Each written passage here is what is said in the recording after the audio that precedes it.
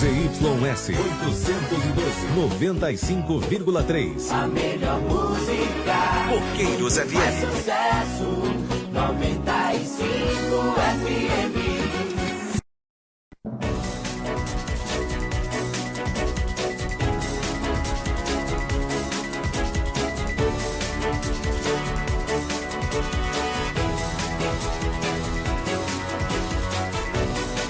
Está no ar Coqueiros FM. Notícias do Brasil e do mundo. Acompanhe agora na Coqueiros FM.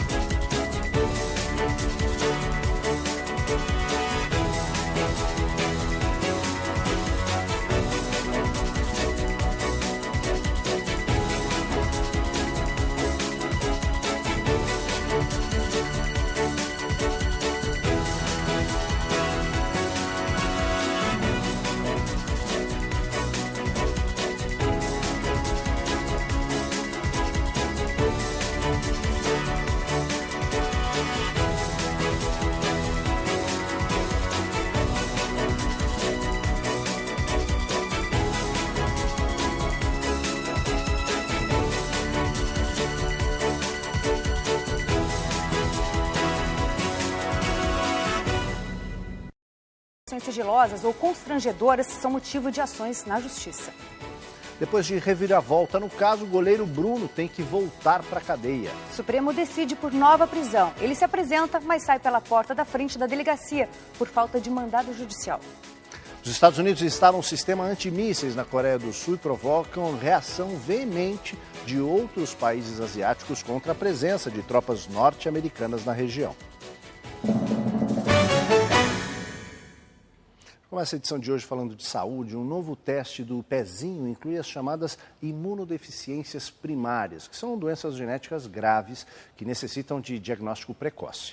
Desde o início do ano, o teste está disponível em hospitais particulares e o custo é alto. Um projeto para a inclusão deste exame na rede pública está parado no Ministério da Saúde.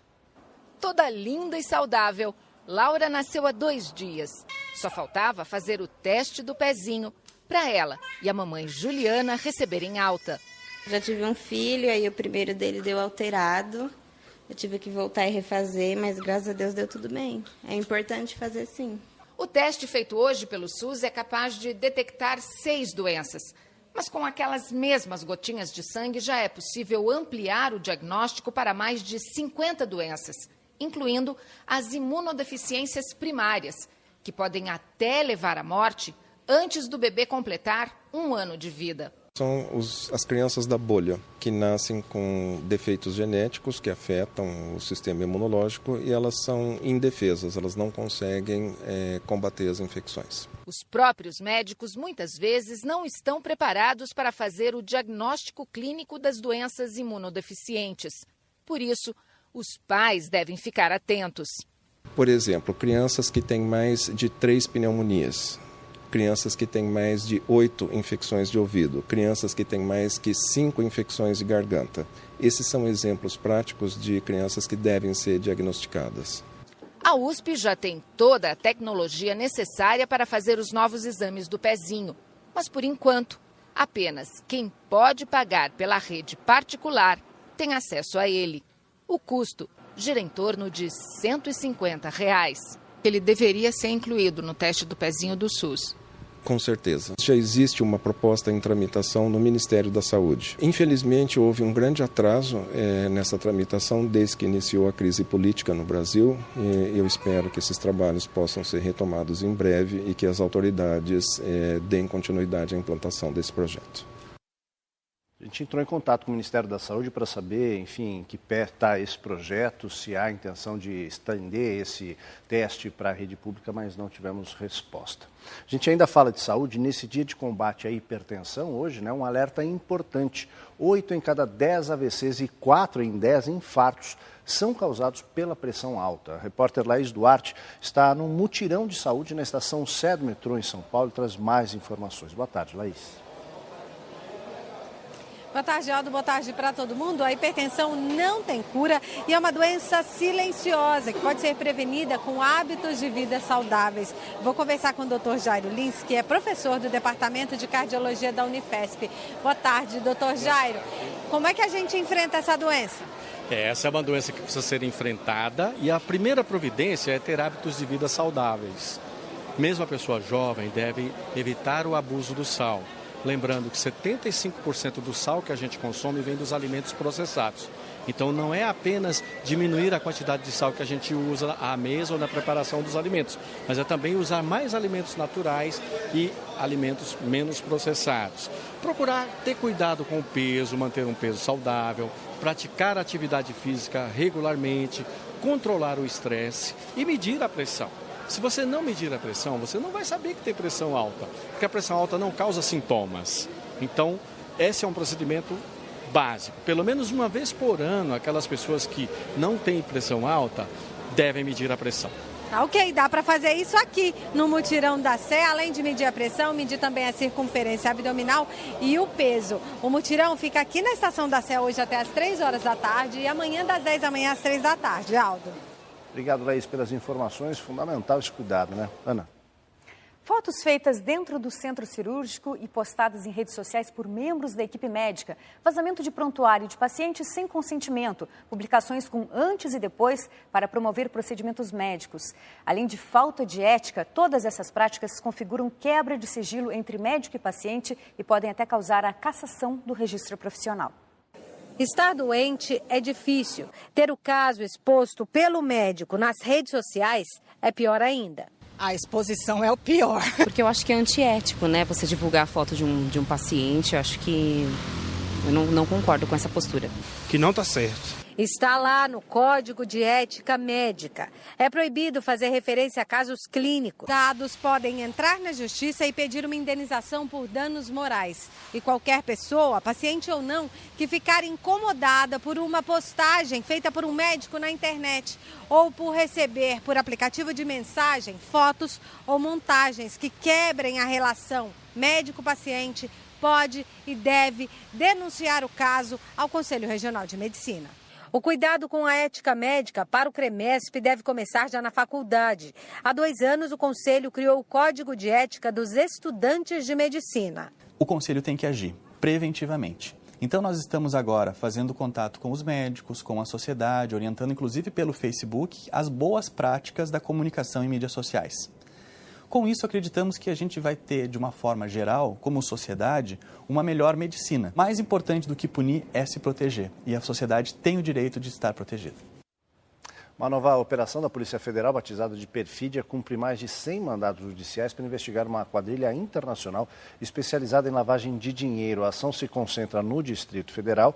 De acordo com a PF, a Polícia Federal, a quadrilha age em mais de 5 países e é comandada por empresários. São donos de postos de gasolina, casas lotéricas e agências de viagem.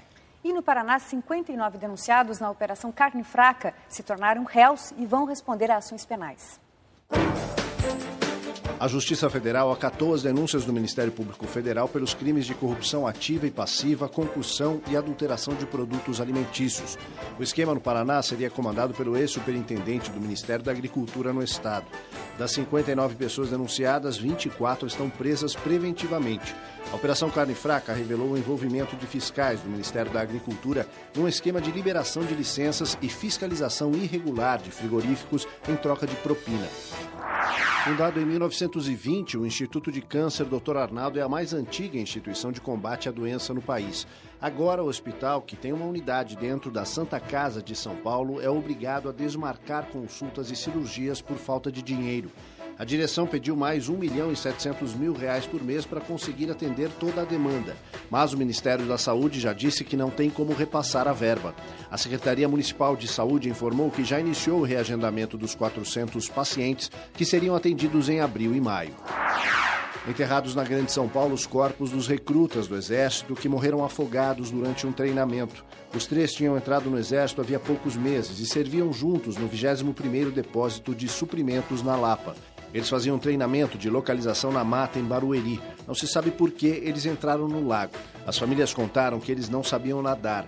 O inquérito policial militar que investiga a tragédia só deve ser concluído em 40 dias.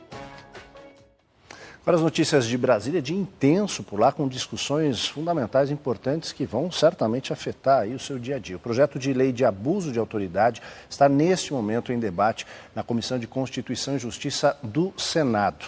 O senador Roberto Requião, agora você vê aí o senador Magno Malta do PR fazendo, a sua argumentação, porque o senador Roberto Requião leu agora há pouco, terminou de fazer a leitura do relatório que ele produziu sobre o tema. No texto que é interpretado como uma reação do Congresso ao cerco judicial contra parlamentares, Requião aceitou modificar só um ponto. Quem se sentir perseguido só poderá mover processo contra o juiz se o Ministério Público não o fizer. O relator manteve outro trecho que é contestado pela Força-Tarefa da Lava Jato, o que pune o juiz por interpretar a lei de maneira não literal. Se esse texto for aprovado aí nessa comissão, que a gente acompanha as imagens aí pela TV Senado ao vivo, o relatório do senador Roberto Requião terá então prioridade para a aprovação no plenário do Senado. E o plenário da Câmara dos Deputados debate nesse momento a reforma trabalhista. A sessão foi aberta às 9 horas da manhã e desde então deputados da oposição, da base aliada do governo, se revezam nos microfones. A presença política foi pequena hoje cedo. Outras comissões importantes continuaram os trabalhos e há muita articulação do governo, principalmente com os partidos chamados nanicos, para a aprovação do texto. Pois é, o texto da reforma trabalhista foi aprovado ontem, discutido hoje no plenário, mas porque foi aprovado ontem na comissão especial formada justamente para debater o tema.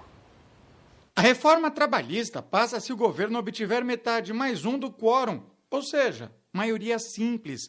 Mas nos bastidores a ordem é demonstrar força para sinalizar a capacidade de aprovar reformas na Constituição, como a da Previdência, e garantir pelo menos 3/5 da Câmara. Como todo voto conta, o Palácio do Planalto exonerou 3 ministros da base, que são deputados, e voltam ao Congresso apenas para a sessão de hoje. Bruno Araújo, do Ministério das Cidades, Mendonça Filho, da Educação, e Fernando Bezerra, de Minas e Energia. Ontem o texto da reforma foi aprovado por 27 votos a 10 na Comissão Especial da Câmara. O projeto recebeu 1.300 sugestões de alterações no texto, mas o relator Rogério Marinho anunciou que vai fazer somente ajustes. É perfeitamente natural, normal, nesse processo democrático, que os deputados queiram aperfeiçoar o projeto. A oposição reagiu. Por que não discutir aqui os 25 destaques como combinado? A gente não tem que ficar escravo de um relógio que eles impuseram, nem do afã do governo em fazer essa votação em plenário antes do dia 28, antes do 1º de maio, para não ser incomodado supostamente. O Solidariedade, partido ligado à força sindical, é contra o fim imediato da contribuição sindical obrigatória, que faz parte do projeto e ameaça abandonar a base aliada.